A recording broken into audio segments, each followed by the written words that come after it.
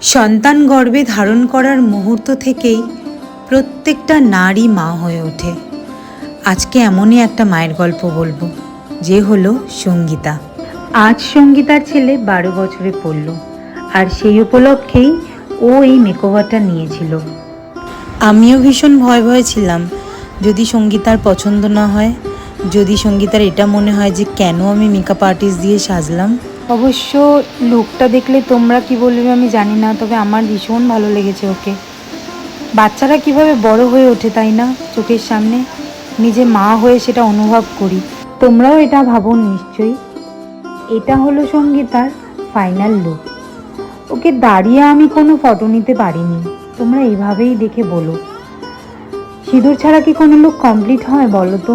একটা বিবাহিত মহিলার সিঁদুর ছাড়া কোনো লুকই কমপ্লিট নয়। সিঁদুর যেন সব লুককে ছাপিয়ে যায়।